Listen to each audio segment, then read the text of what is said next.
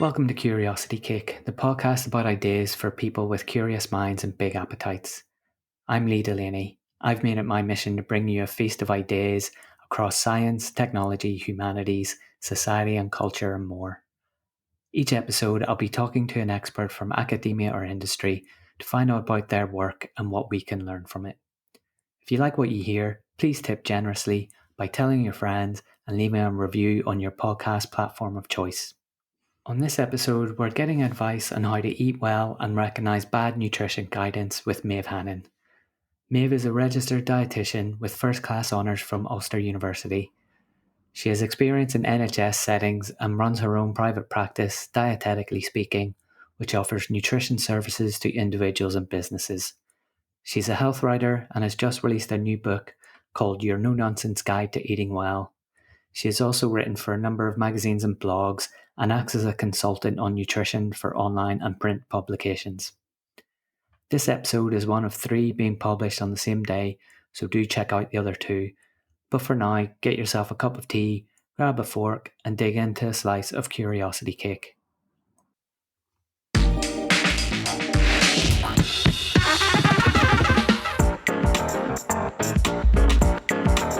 Curiosity Cake. Maeve Hanan, welcome to Curiosity Cake. Thank you so much for having me, Lee. Very welcome. I'm really excited about this one. It's a really interesting topic. So if we start off with a bit of background to yourself, how did you come to get interested in health and nutrition and become a dietitian? So I had an interest in food from a young age, and I knew I wanted to work with people. I guess my decision was, did I want to be a teacher or did I want to study psychology or nutrition? And then when I found out that dietitian was a thing, it was a career option, I was like, oh, that's perfect because it kind of combined all 3. It was my interest in nutrition. A lot of it is, a lot of our interaction with food involves psychology, and then there's a lot of education, teaching involved, communication. So that's when I heard about it, I was like, okay, that sounds perfect. I'll go for that. I went straight into it and did the undergrad, whereas some people end up doing kind of other science related degrees and then do a postgrad. Right. So you can actually do like a BSc as like a full university course in dietetics. Yeah, exactly. So to become a dietitian, you either have to do the 4-year BSc or there's a 2-year postgrad or master's. So I did it in Coleraine and yeah, loved it. It was great. And then I moved over to England for my first job. So I was in Sunderland and I was working as a general dietitian. So there's like a band 5 is what's called. And basically you work on lots of different wards and you would be doing clinics and also doing like healthy eating groups and that kind of thing. And then I was a stroke specialist dietitian. I was a pediatric dietitian as well. So working with children, babies, teenagers. And I'm currently a consultant dietitian. So it's more kind of private practice, working online, doing consultancy for companies and health writing. Okay, well, it's really interesting, really good kind of varied background of like public sort of work there and then getting into your private stuff. Yeah, I've enjoyed the variety, and I felt that it was really important to get that kind of clinical experience in before kind of moving down the more private consultancy route. And I found my experience in the NHS, it was really helpful. And that experience in the NHS, were you, I guess it sounds like what you're doing there is like people with particular kind of conditions, talking to them about how to eat healthily to support them getting over particular conditions. Is that right? Yeah, that's it. Because I think there's this big misconception that dietitians only help people to lose weight. And actually, what the majority of dietitians do is working in the hospital setting or in the community setting with specific medical conditions. So it would be a lot of the time in the hospital that just when people aren't well and they can't eat enough, it's finding ways of getting extra calories, extra protein in. Sometimes it's fortifying the diet, so adding in extra cheese and cream and extra desserts and things like that. So things that people may not think the dietitians do, milky drinks, like getting more nourishing foods in. The supplements sometimes we would prescribe, and there would be, so for some people they may not be able to eat orally, so they may be fed through a tube that goes up their nose and down into their stomach or into their intestines. And then some people are even fed through the veins if their gut isn't working. So it can get actually quite medical depending on the condition.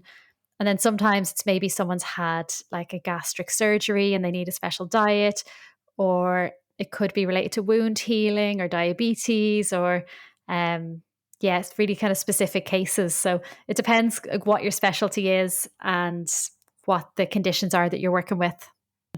So what's the difference then between a dietitian and a nutritionist? Because I think a lot of people have probably come across, or at least I've definitely come across nutritionists more than dietitians. So what kind of difference is there? Yeah, it's a great question. I think a lot of people are confused about this.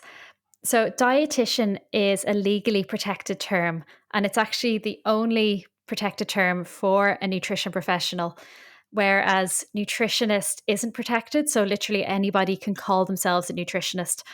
And I think that's really unfortunate because there are plenty of fantastic nutritionists that, have backgrounds in nutrition science, but there's also lots of people who literally just call themselves a nutritionist or do a 2-hour online course or something.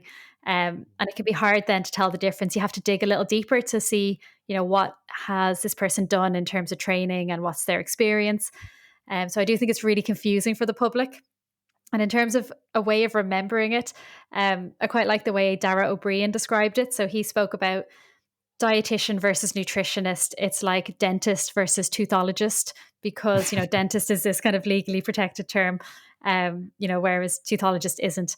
And that's not to belittle the fantastic nutritionists that there are. It's just that for the public, they just can't be sure unless they do that digging how credible a nutritionist may be. Yes, I think you can get a diploma in as a nutritionist in 2 years, like part time, which kind of sounds very short given that you're dealing with the body and all of the kind of medical conditions that can come up. Yeah, I mean, you can do a 1-hour course and get a certificate as a nutritionist. You can literally you can do nothing and just call yourself a nutritionist. So yeah, it can be definitely a grey area. But as I said, there, if someone has done a degree in nutrition science, human nutrition, masters and PhDs in nutrition, that's different. They're really well qualified in nutrition. But the main difference there is that dietitians work clinically. So, a dietitian, as part of our training, we have to get experience in a hospital working with patients and different medical conditions. Whereas a nutritionist, if they have a university degree in nutrition, they may get their experience in research or in the food industry.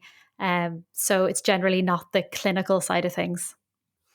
And then from a science point of view, I would imagine if you're working in the NHS or within that, um, very professional sort of registered body, that you're really looking for what's the consensus within science on diet and food, rather than maybe like what's new and interesting, but there isn't really an evidence base for yet. That's a really important point. So, to stay registered as a dietitian, we have to share evidence based nutrition messages. And we're on a registry, we're signed up. So, in the UK, it's with the HCPC. So, you can search any dietitian's name on there in the UK and they'll come up. But you can get struck off that register if you share unevidence based information or do anything that's dangerous or harmful, or even if you don't keep up to date with the nutrition science. So that sort of holds us accountable in order to protect the public. You need to be doing regular training to keep your registration. Yeah, that's it. So you can't just go around telling people to follow a raw vegan diet or something like that. That's it. Like we have to be really careful that it's evidence based and we're doing no harm. Of course, if somebody approached you and was following a raw vegan diet, you could help them to make it as healthy and balanced as possible. But yeah, you wouldn't be promoting any sort of fatty diets.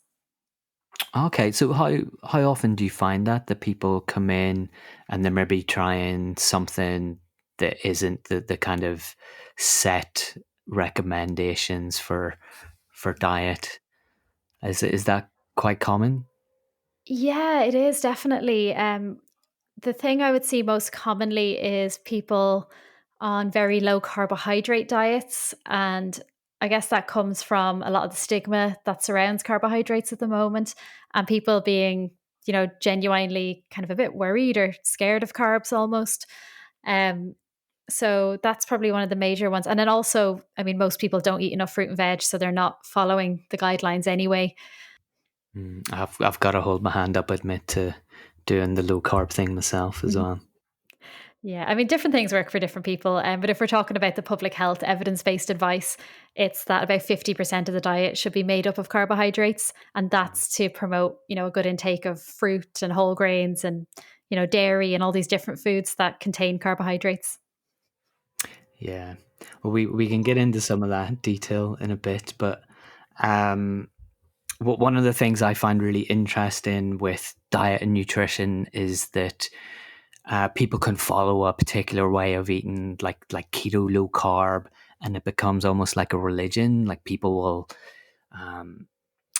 almost like kind of road rage incidents around like social media of people arguing about what's the best kind of diet. So, like why do you think people kind of get so attached to these particular ways of eating, where they end up like just getting into these like really deep kind of arguments with people about it?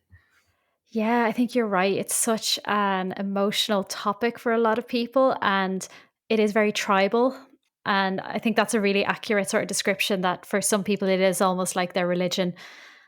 And I think a lot of it is that when we think about food and nutrition, I think, I think a lot of people maybe experience that, okay, well, I eat every day. So, it's almost like everyone's a nutrition expert in a way because, everybody has that experience around food and food choice and everything.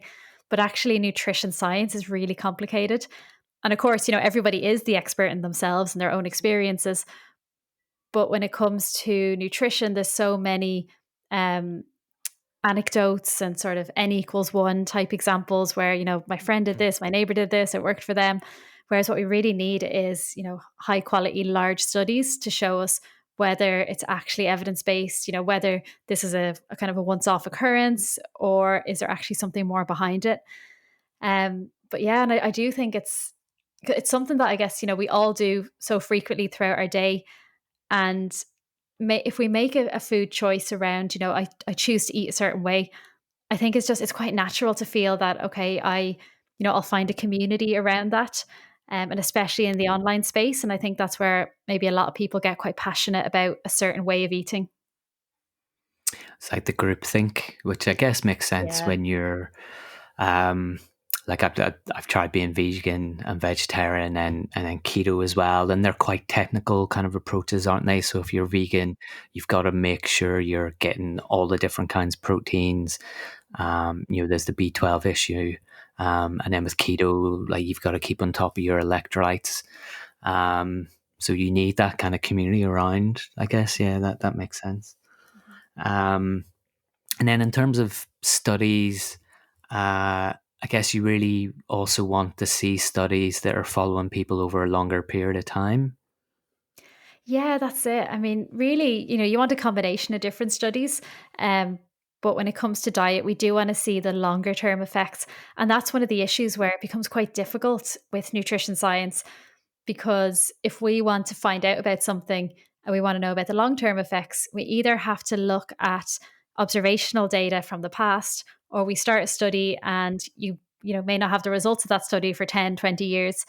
So that's definitely an issue. And also there's the self-reporting issue, in a lot of studies, participants are talking about, they tell the researchers what they've eaten, or the opposite to that is they may be within a research facility and people are measuring and watching what they're eating, which isn't really true to a real life setting. Mm. So there's definitely some issues when it comes to, bias and getting accurate information. And that's why if you have a combination of different types of studies, then that can kind of help us to fill in the gaps and get a more detailed picture overall. And yeah, what we do want is, large, high quality studies, randomized controlled trials, systematic reviews, and some of the more kind of true to life, more observational studies. They all have a role to play.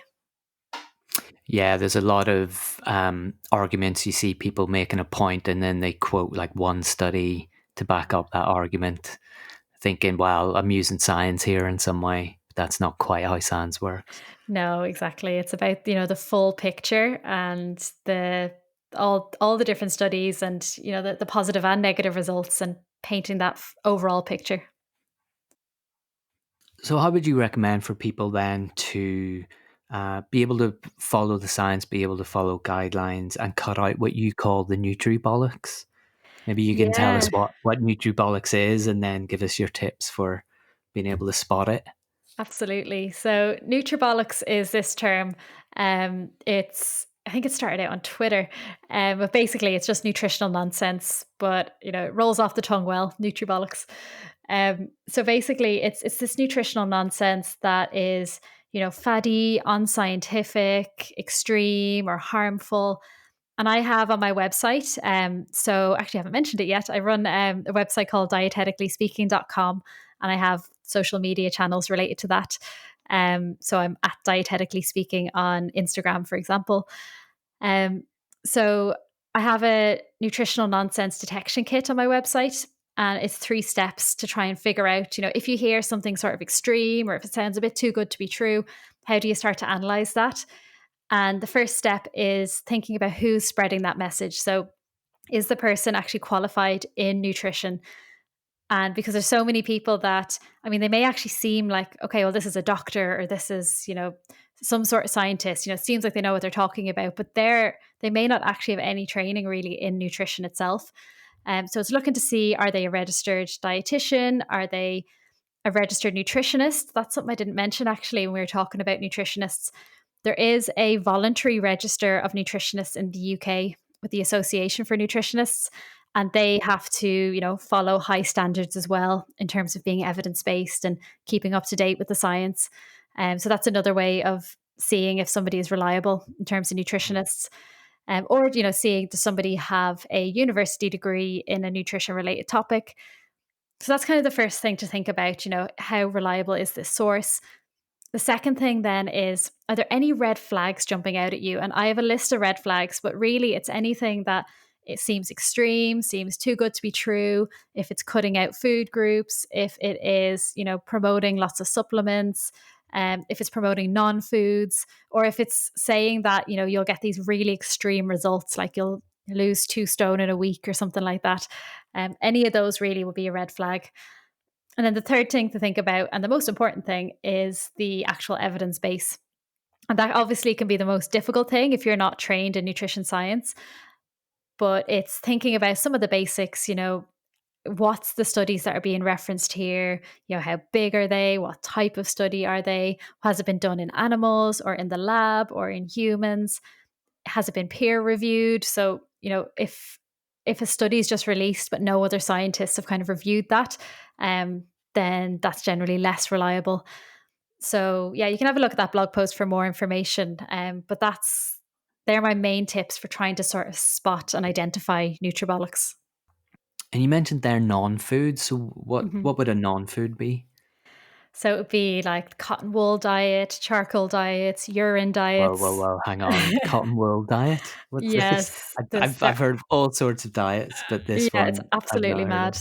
That's actually a fad diet where they promote eating cotton wool, which is just mad, obviously. And the urine diet, I mean, that's been around for years, actually. It was, Oh uh, no. I think it was a Roman emperor called Cato. He had this cabbage soup diet, and he used to promote that you also drink the urine of people who eat a lot of cabbage.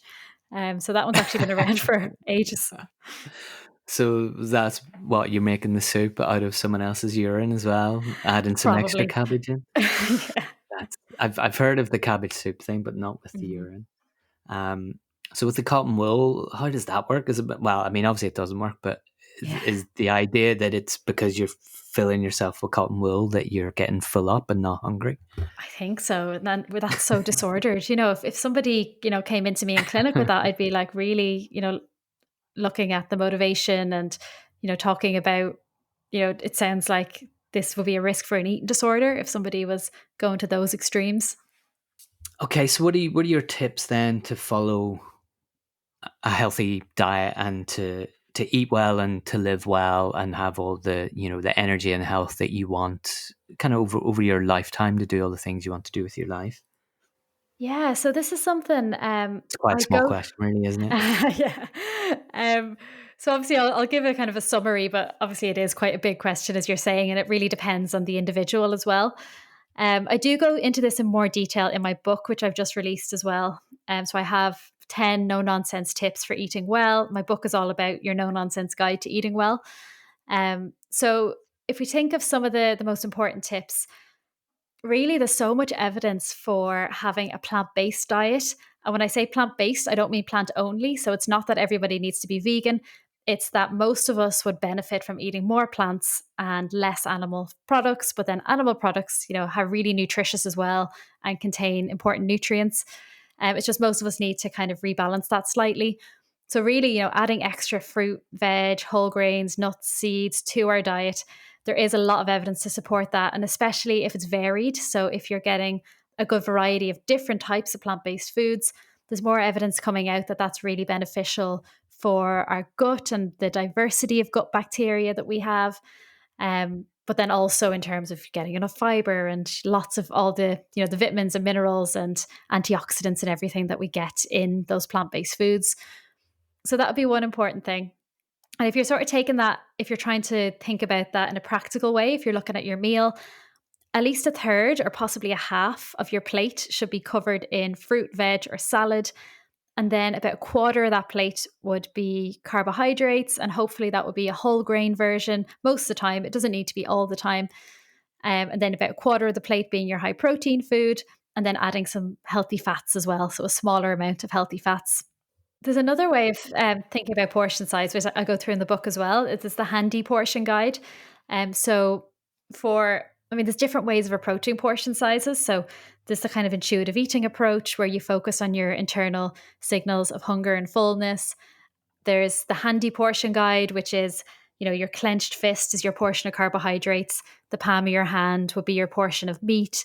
Your 1 to 2 thumbs would be your portion of fat. And then about 2 handfuls would be your fruit and veg.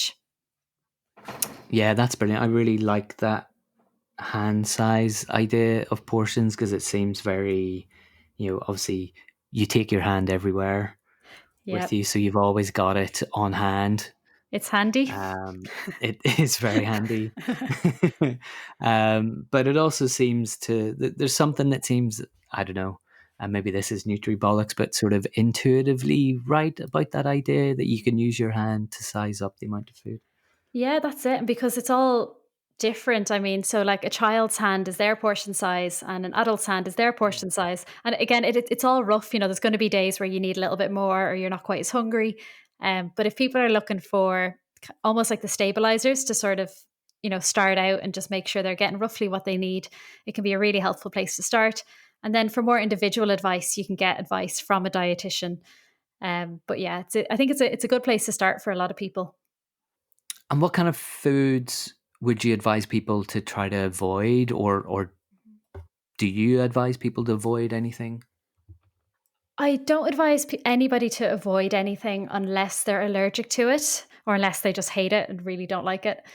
Um, it's because really that variety piece. I know I was talking about variety in terms of plant-based foods, but variety in terms of any foods. We're going to get different nutrients from all these different foods.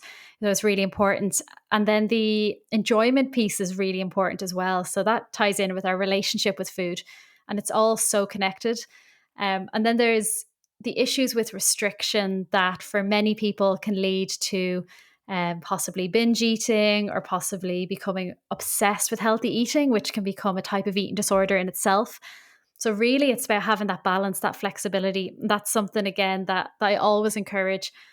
Some people like to think about it in terms of the 80-20 approach. So, the way I spoke about balancing your meal there, looking at your plate and the different ratios of food, you'd be aiming to do that about 80% of the time.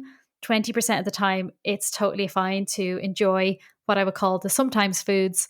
So, like, biscuits and cake and chocolates or alcohol.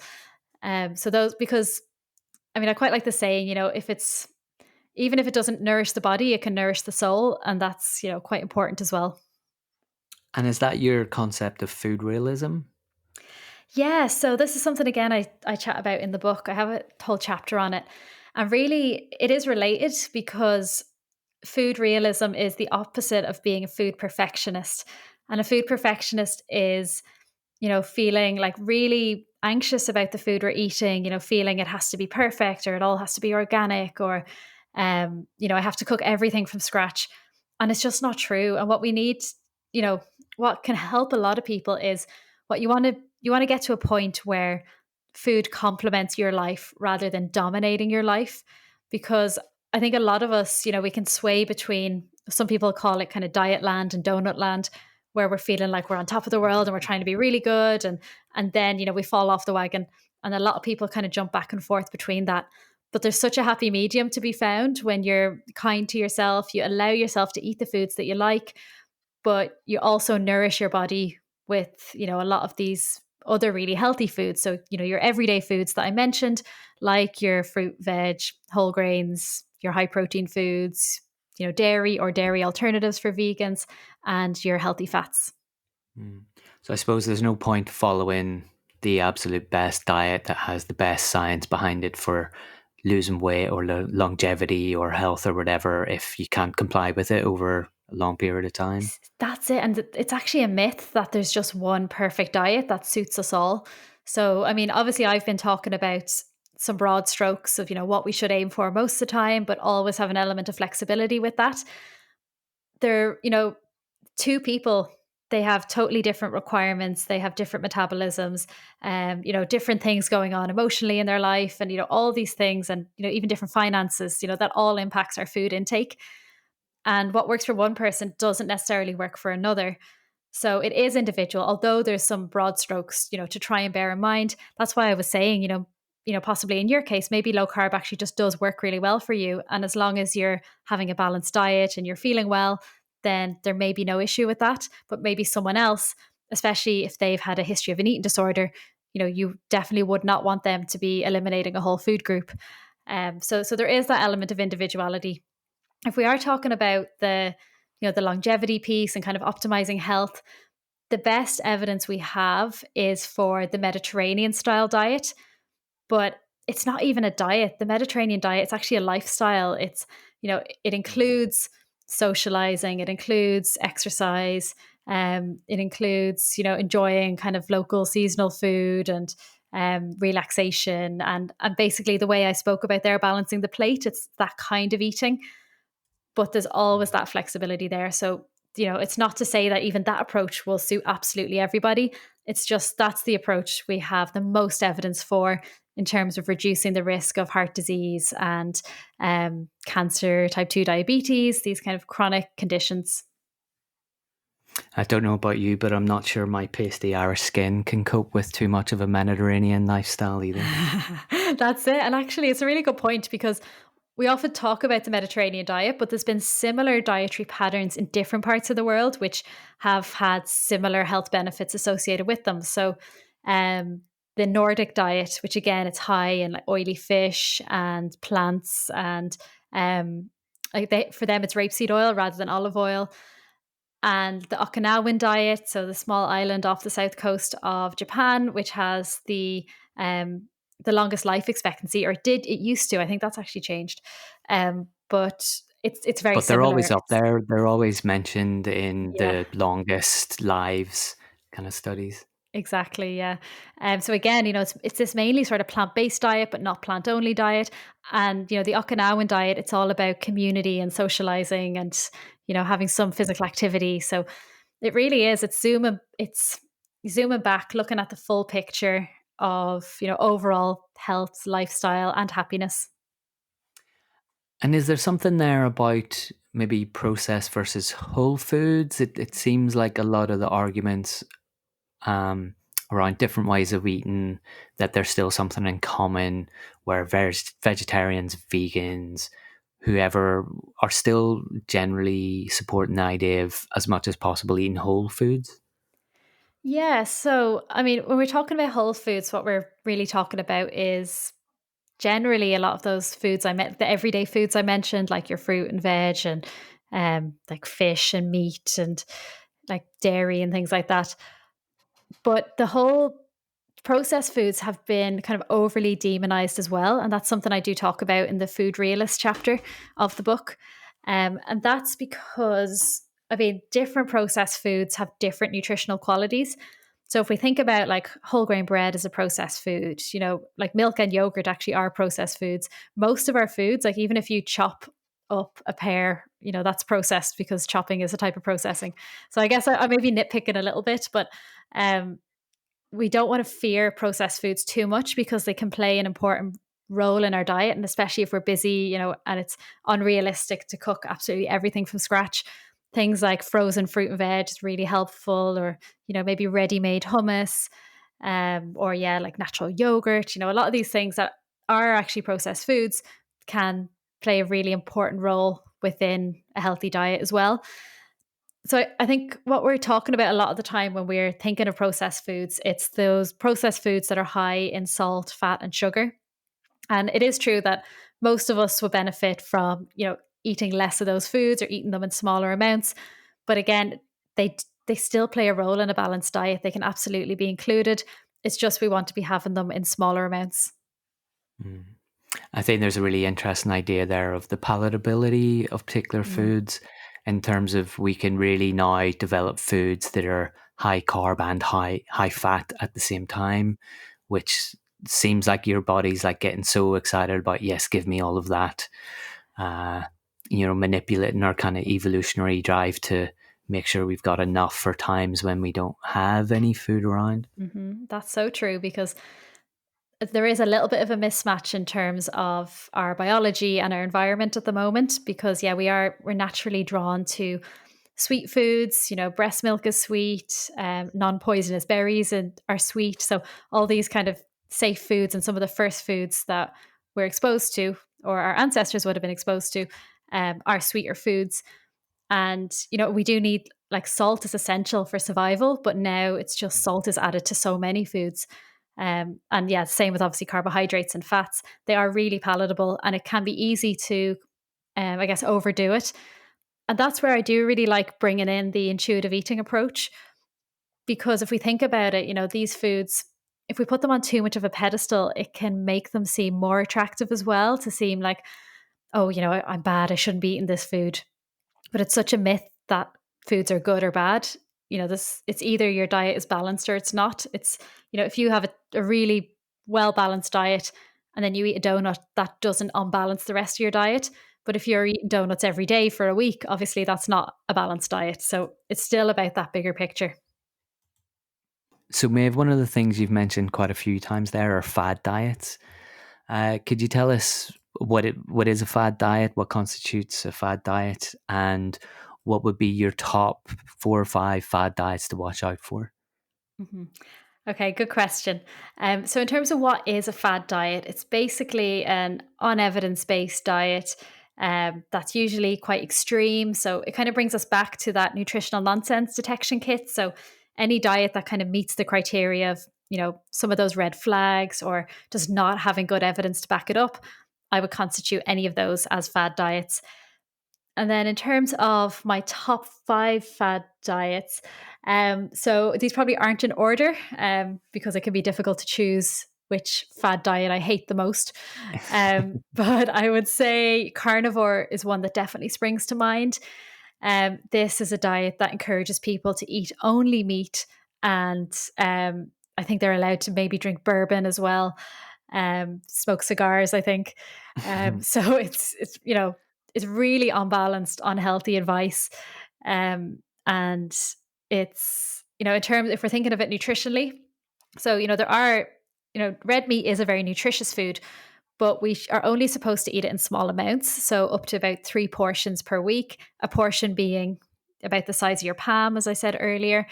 Um, related to the higher risk of bowel cancer from a high intake of red meat. So, we can't get everything we need from red meat. Absolutely fine to include it in your diet. It is nutritious, but a meat only diet is absolutely not balanced. What would you make of the argument that carnivore advocates would put forward, that when you're eating just a meat-based diet, drinking your bourbon, um, that you have different fiber needs, then your body doesn't respond in the same way when you've cut all those vegetables out? I've never seen any evidence to support that, and there is quite a lot of evidence to support the benefits and the need for fiber. So, in terms of the different roles that fiber plays in the diet, it helps to bulk our stools. It helps to encourage a healthy movement of our bowels. It feeds the gut bacteria. So you have a good, diverse gut bacteria. And there's a lot more evidence coming out about the benefits of that on our overall health. And, most people don't eat enough fiber to begin with. But if you add in this ridiculous layer of literally you can't have any plants, you can only eat meat, then that may increase the risk of heart disease related to a low intake of fiber and plants and a higher intake of saturated fat with the red meat, and specifically, as I mentioned, a higher risk of bowel cancer. Do you think there's any kind of room at all, maybe where people have very particular kinds of conditions? So I think I've seen some people with maybe autoimmune conditions or something like that, where they have high levels of inflammation, um, where I think you mentioned this before about the N=1 experiments of Mhm. individuals trying things out and they get like really good results, or so they claim to get really good results. Is there any room for that kind of extreme a diet in those kind of situations? So there's no good evidence. There's no large studies that have looked at this. Um, and again, that's the danger when there might be something to it, and there have been some individual reports, but we just don't know if that can be replicated in everyone. And what we do know is the nutritional risks associated with this meat only diet. Again, that it just sounds very disordered to me as well, to be only eating this one limited food group. Um, so there might be something to it. We would really need more research before we would be encouraging it in that context. Yeah, so it's really an issue of balancing out what you do know scientifically, Mhm. but what you don't know. That's it. It's always that, weighing up the pros and cons to make that the healthiest decision or the kind of the most rational decision. And at the moment, I wouldn't be encouraging the carnivore diet for anyone. Mm. Okay, so that's carnivore ticked off. So what would be next? Another one that really bothers me is the alkaline diet. This is a diet that promotes this idea that if you eat certain foods that are more so called alkaline, then you reduce your intake of these so called acidic foods. That will balance the pH of your blood and it will make your blood more alkaline. And then you'll reduce your risk of all these other diseases, including cancer. So it's one that has been promoted a few times as a cancer cure or a treatment, which is totally unfounded. There is zero evidence for that. And even if we take it back, in terms of physiology, the diet just doesn't make sense at all. If you're eating these foods, so basically in a lab, you can burn foods and then you can measure the pH of the ash that you get and you can see whether that's acidic or alkaline. But that's a totally different story to whether, how that interacts with your body. And when we digest food, the pH of our stomach and our intestines is very acidic, well, especially our stomach is very acidic. And that will change the pH of the food you've eaten anyway. And that's a really important mechanism that our body has in place to keep us safe and healthy, because we want our pH to be really tightly regulated. If it is to go too high or too low, then that could be a really serious medical issue. So thank God that we can't change the pH of our blood based on what we're eating. So yeah, so it's a diet that just really bothers me, especially because it targets vulnerable people who, as I was talking about, may have cancer or other medical conditions, and it's just absolute nonsense. Well, I suppose we're joking about it, but I guess there's probably a lot of people out there who they have something going on and maybe they don't know what it is. Their doctors can't work out what it is. So all of these kind of fad diets are there, and not just diets, but all sorts of different things that promise people to heal and to get better, and Mhm. uh, people just want to try stuff out. Absolutely, and it's so understandable. If you've been given a really difficult diagnosis and the treatment options may not seem very attractive, or there's all these different side effects to consider, I can see why people will want to explore these kind of routes and try and do the best for their health. The difficult thing is a lot of the time you can actually do more harm than good, especially with something like an alkaline diet. So, somebody say who's going through cancer treatment, their body is already working overtime, and so their nutritional requirements are already increased, and they need more calories, they need more protein. You don't want to be losing a lot of weight while you're going through cancer treatment, because you may have to delay the treatment, and it'll change the doses that you can have and everything. So you want to really, for the most part, maintain your weight. And if you're on an alkaline diet, it's basically a very much a plant-based diet that you can only actually eat certain kinds of fruit and veg, but you're cutting out loads of food groups, and it's very highly likely people will lose a lot of weight on that diet, and they'll be missing a lot of important nutrients. So again, it's about that do no harm approach. We have to be really careful that even if something seems like it's worth a go, there can be significant risks associated. Yeah, because you don't know the people selling these kinds of schemes at the other end are interested in the do no harm approach. Maybe they're more interested in the making money from Mhm. vulnerable people kind of approach. Exactly. And I mean, I think a lot of the time, I think a lot of people that promote pseudoscience and nutribollocks, they may actually believe in it, and they may think that they're doing the best, and they're helping people.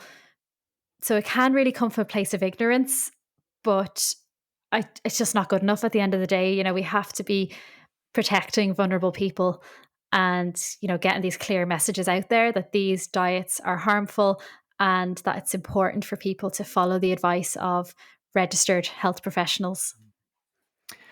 Is Gwyneth Paltrow someone that's promoted the alkaline diet? Oh, This I'm is popping sure into my she head. has. Yeah.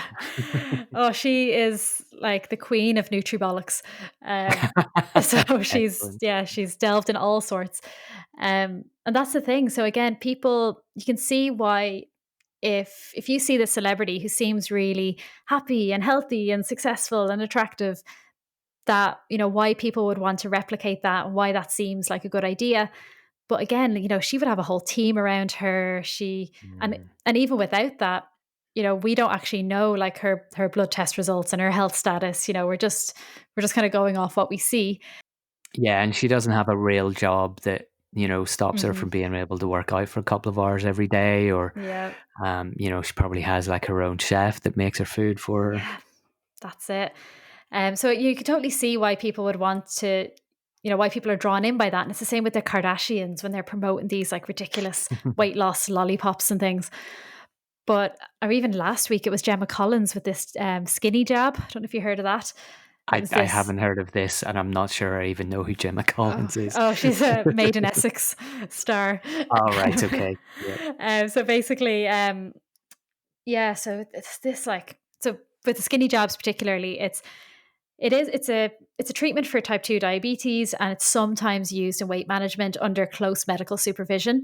But there's this company now just selling it like on the internet to individuals. So it's an injection you give yourself every day, and there's all these side effects related to it, and it's even the evidence we do have shows that people are only likely to lose like a few extra pounds if they try that, Mm.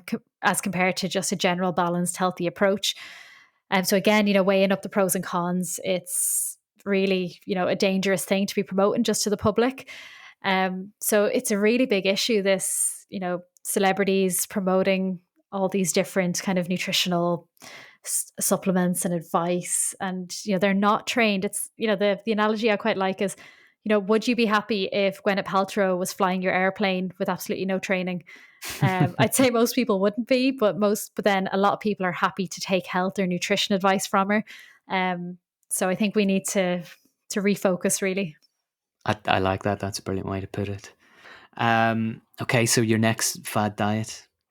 So it's kind of related, I guess, to alkaline, is sort of detox diets and supplements, which I've kind of touched on. So this whole idea of detoxing is nonsense in itself. So our body detoxes itself using our skin, our lungs, our liver, our kidneys, and our gut.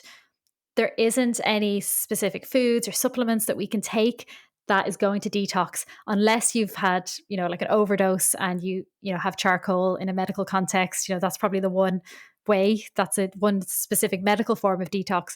But all these other supplements, all these teas and juice diets and cleanses and all this, a lot of the time they're just laxatives or ways of promoting, loose stools. And it seems like then it's working, it's doing something, but it's not. It's absolutely not detoxing the body. And then again, it can be really nutritionally unbalanced if it's like a juice cleanse or a specific detox diet. So the diarrhea makes you think something's actually happening. Yeah, Yeah. exactly. Okay, so that's carnivore alkaline detox. Have you got Mhm. any others? So one that comes up quite a lot at the moment is keto diet. And this is one that it was originally used in a medical context to treat children that had epilepsy that was uncontrolled through medical treatments. Or actually, at the time, I think it was like early in the 20th century, there probably wasn't a medical treatment. But now it's actually still used sometimes with epileptic children. But at the moment, it's being used as kind of like promoted as just being healthy or for weight loss. And it can be very restrictive and extreme and unbalanced because it's 75% fat diet, and then the carbohydrate intake could be like 5 to 10%, and then kind of a moderate protein intake around 20%. So again, it's not, you're unlikely to be able to get, for example, all the fiber that you need, or especially for people who are more nutritionally vulnerable. So if somebody is like a child or a teenager or a pregnant woman, um, or somebody who has an illness, they definitely won't be getting what they need. So it's been overhyped a lot, the keto diet. Mhm. It sounds it's very different to the kind of mainstream guidelines, isn't it? That's it. Yeah. As I said earlier, so the carbohydrates intake were recommended, being about 50%. This is like 5%. So, and the whole premise is about going into ketosis. So, switching the body from using its preferred energy source of carbohydrates to fat instead. So, creating these ketone bodies.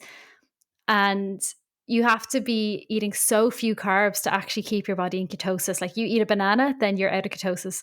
Mm. So it's, a lot of people won't actually be having that effect. And we don't have the evidence to say that there's really superior health benefits of going into ketosis anyway. The body does prefer to use carbohydrates. It functions best in terms of our brain function and also like how our muscles use carbohydrates. It functions better as an energy source as fats. Fats is like our backup, it's our reserve. Mm. Yeah, so I think one of the ideas of ketosis is that you'd be mimicking, you know, maybe in our ancestral past when you've not been able to get food that you need, so your body resorts to using fats as energy so you can still hunt, that sort of thing. Yeah, and I guess some of these messages is that sort of like appeal to the ancient. So thinking that if something might have happened in the past, then that's how things should be, which isn't always necessarily the case.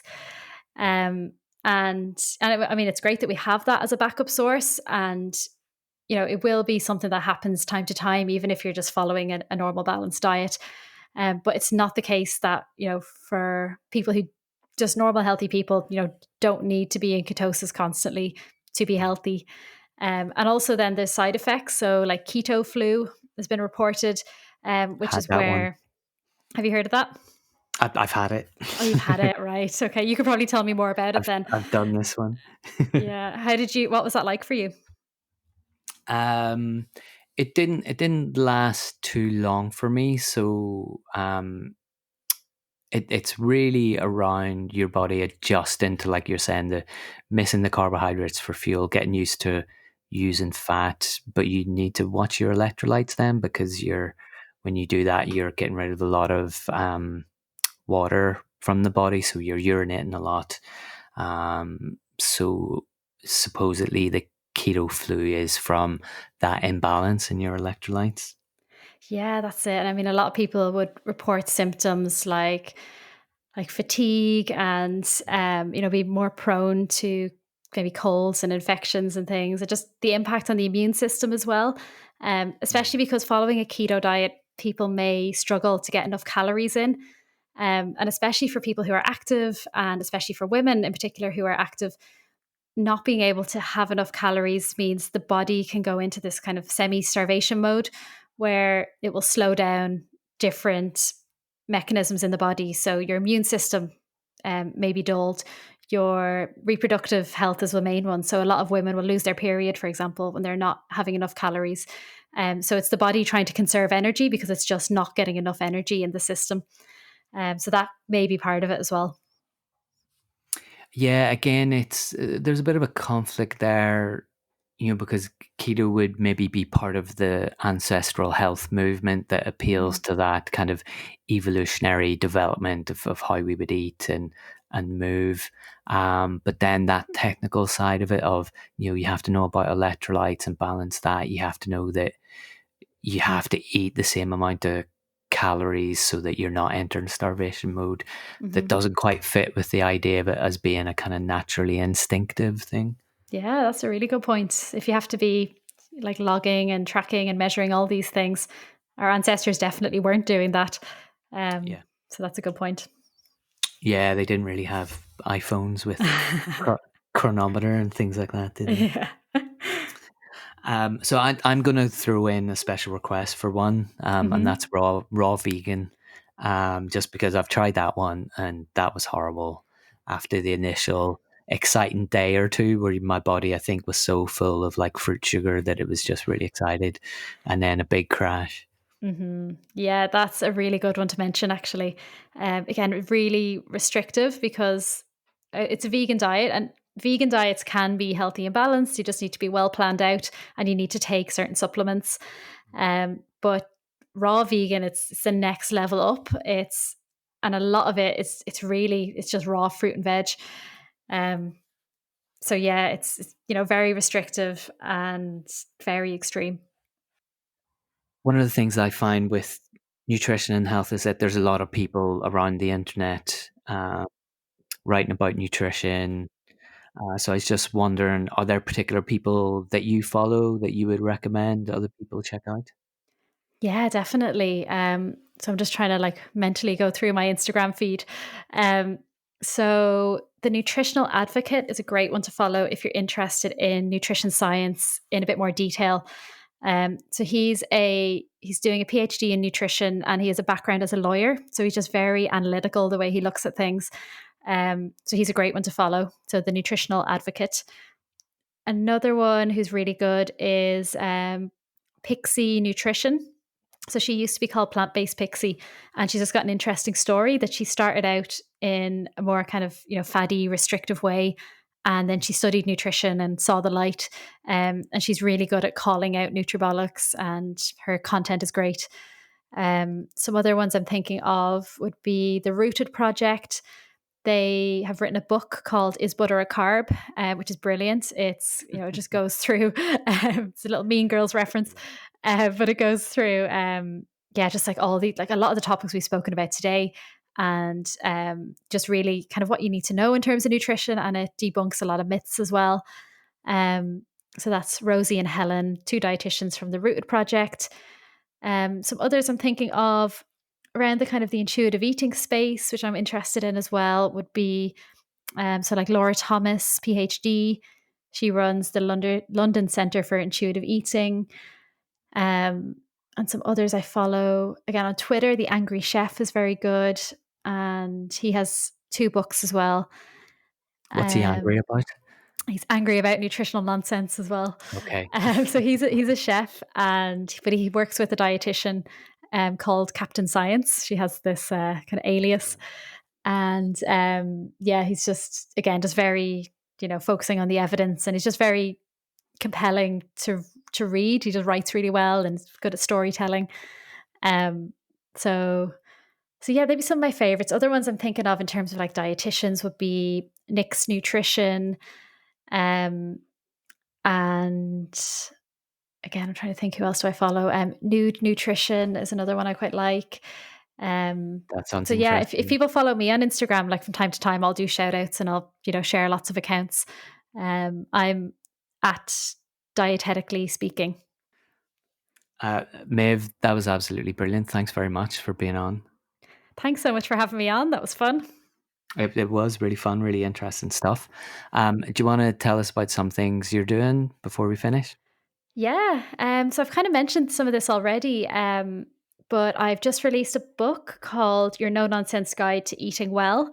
So it was great to have a chat today because we've touched on some of the issues that I talk about in that book in terms of the 10 no nonsense tips for eating well. And so, really, what I want to do with the book was to bring eating well back to basics so that, food can just play a more positive role in people's life and it takes away some of the stress. So I have included 50 simple meal ideas at the end of the book as well. And then there's that chapter I mentioned around being a food realist and mindset. So really, it's a lot of the basics, but that's actually what I find a lot of people find useful because there's so much confusion out there related to nutrition. So that's the main thing that I've been working on recently. Um, on my Instagram and on my website. You'll also see like other services that I have. So I work one to one with people online doing video consultations for individual advice around nutrition. And that can be anything from, people who want to eat well to people who want a better relationship with food or maybe people who have IBS or gut issues. So lots of different things there. Um, and yeah, if any nutrition professionals are listening, I also have a hub for nutrition professionals who want to work online, and that's called NutriMote. So do you want to give us the website addresses and your Twitter and Instagram handles again? Yeah, absolutely. So the website is Dietetically Speaking, a bit of a mouthful. So dieteticallyspeaking.com. Or if you Google my name, there's no other Maeve Hanan spelt my way. So it's MaeveHanan. Twitter is at Dietetics Speak, Instagram, Facebook at Dietetically Speaking. And then Nutrimote is nutrimote.com. And there's a Facebook group and we're on Instagram as well at Nutrimote. Brilliant, Maeve. Thanks very much. Thanks, Lee.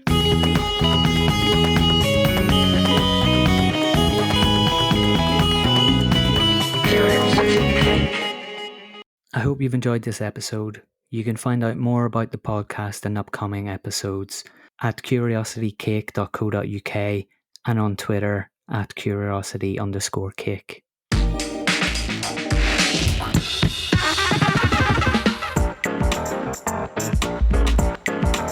Curiosity Cake.